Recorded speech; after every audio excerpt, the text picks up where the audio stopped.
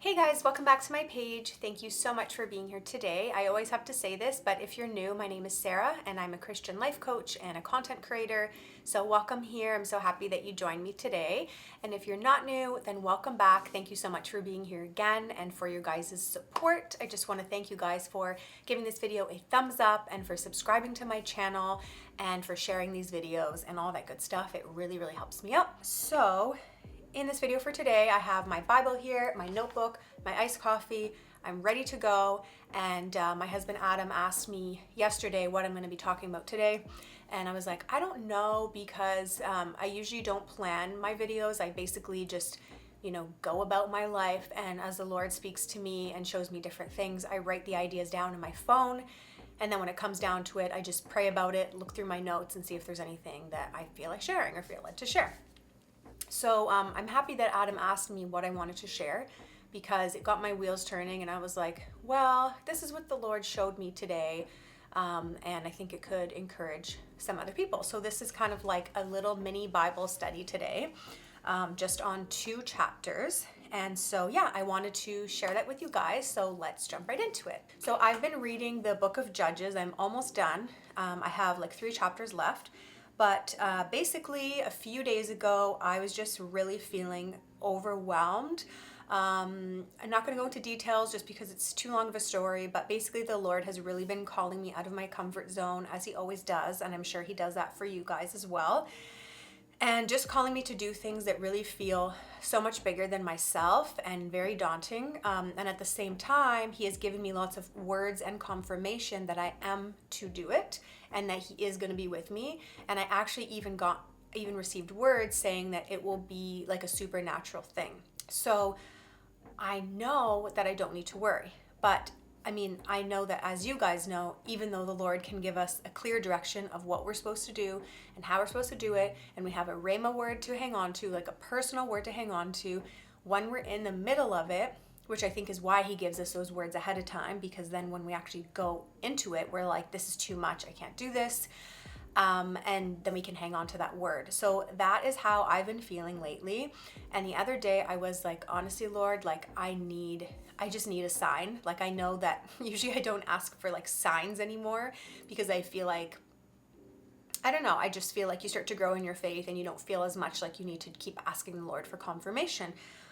But I was like, I seriously need a sign that you are in this, because if you're not in this, I cannot continue on with this. Anyways, then I happened to read Judges chapter 6 and 7 that day, and it really encouraged me, and I believe it can really encourage you guys as well. So I'm not going to read the full chapters, but I'm going to sum it up for you guys and share with you what stood out to me. And I pray that if you are supposed to be listening to this message, that it can really resonate with you, encourage your spirit, and or if you know someone that you think would like this message, then definitely share it at the end.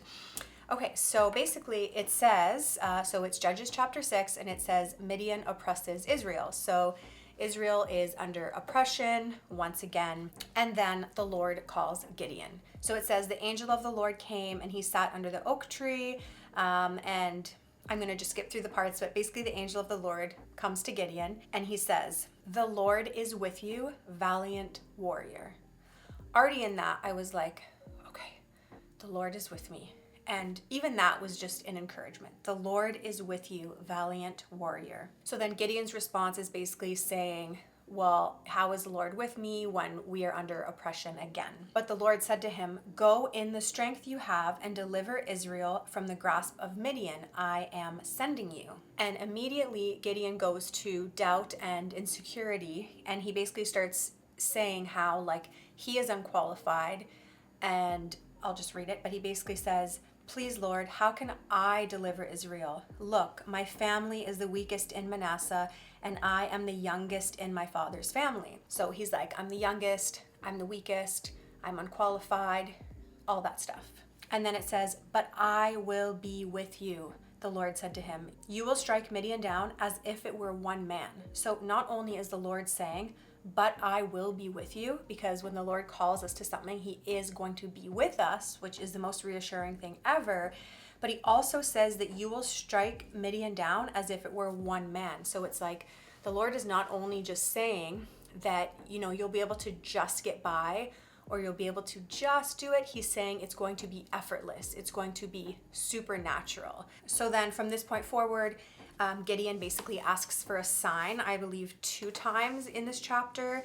And I know that some people would say, like, how could you ask for a sign after the Lord has like literally come to you, given you the word, given you all this encouragement? But again, the Lord is patient and he actually does answer both of those signs. Even with that, it was just an encouragement that the Lord can clearly speak to us and say, you're meant to do this multiple times, and we can still be saying, but okay, I believe you, but can you just give me one more sign, please?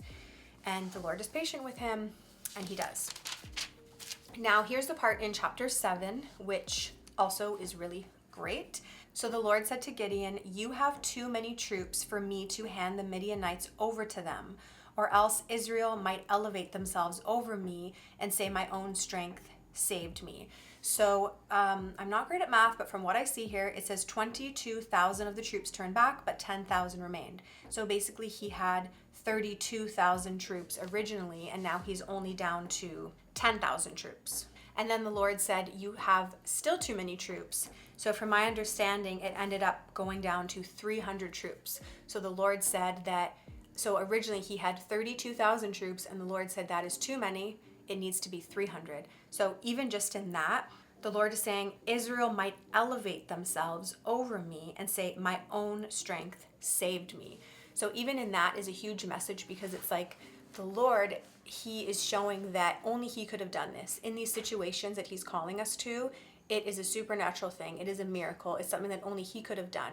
And that's something that the Lord does, where he like shows up last minute, or he works in impossible situations so that we're able to say that only could have been God. Because in the situation, if they had 32,000 troops, they could have said, it was us, we won the victory, we didn't need the Lord. They elevate themselves over God, which how many of us know that happens all the time? And in many situations, we might feel like, well, it was my intelligence that took me this far. It was my talent that took me this far. It was my connections. It was my endurance that took me this far. And the Lord's like, no, but I'm the one that did it. And sometimes it has to be in those situations that look impossible. And I just wanted to share quickly before I continue, just even how I've really seen that in my own life. So I feel like the Lord has given me a gift of acceleration, and I love to work very quickly and efficiency, and I strive for excellence and things like that. I love to-do lists. I love working quickly. It's like just my favorite thing to do. I thrive off of that type of environment.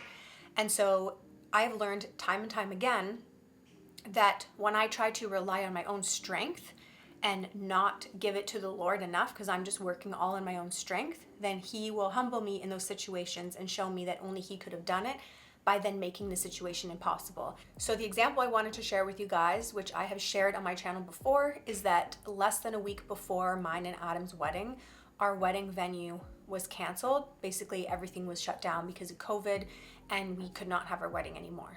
And so the point of that was that I worked so hard in my own strength for 6 weeks to put a wedding together. I was working really hard. Like, if you can imagine putting a wedding together in 6 weeks, it's not easy. And it wasn't like just a small wedding. It was like a proper wedding at a venue and everything like that. And I was working really hard. And then again, 1 week before, that gets totally shut down. And in that situation, there's nothing that I could do in my own strength. I couldn't go to our premier or mayor or whatever, and I couldn't say, can you please, make an accommodation? There was nothing that I could do in my own strength, and I was forced to put it on the altar. And God ended up coming through and bringing us a different venue in a different city that was way better, but only God could have done that. And if he hadn't have done that and everything went smoothly and I planned the wedding in my own strength and worked so hard for those 6 weeks, how is God going to get the glory for it? Because it was not an impossible situation. It was a difficult situation, but in my own strength, I was able to do it. But once everything was shut down and I had absolutely no control over it, it was only the Lord who could have come through. And that's what the Lord has been teaching me time and time again, is stop striving to make all this happen in your own strength. You're trying way too hard, and you need to trust me more. And the more that we do that, or that I find that I'm doing that, like striving and trying to do everything myself, the more that a situation happens, that the only answer is that God did something. So the last part that I wanted to read here is that basically they go to spy on the camp before they're going to attack it. And it says, that night the Lord said to him, get up and attack the camp, for I have handed it over to you. But if you are afraid to attack the camp, go down with Purah your servant. Listen to what they say, and then you will be encouraged to attack the camp. So again, Gideon has been given many, many words. The Lord says to him again, go and attack the camp. I have handed it over to you, even with these 300 troops. He's been given many signs, many confirmations, and Gideon still wants to have that sign and that confirmation. Also, hopefully no one can hear this, but Adam is putting dishes away and it is so loud. It literally sounds like they're all crashing in the kitchen. So hopefully that is not distracting. So Gideon goes and sneaks down into the camp, and he overhears this man sharing a dream. So just as Gideon arrives, he hears this man telling his friend about a dream. He said, listen, I had a dream. A loaf of barley bread came tumbling into the Midianite camp, struck a tent, and it fell. The loaf turned the tent upside down so that it collapsed. His friend answered, this is nothing less than the sword of Gideon, son of Joash, the Israelite. God has handed the entire Midianite camp over to him. And so Gideon is like, oh my gosh, like bows down and worships. He's like, the Lord really has handed this over to me. It gives him the strength to go in and attack. He listens to the Lord's direction, which is to blow their trumpet. So in one hand, they have a trumpet. In another hand, they have a torch. From my knowledge, they don't have any weapons. They have, again, one hand they have the trumpet, one hand they have the torch. And of course, the story ends that they're able to defeat the camp. So that is what I wanted to share with you guys for today, because it seriously spoke to me, and it can speak in so many people's situations and different areas of our lives.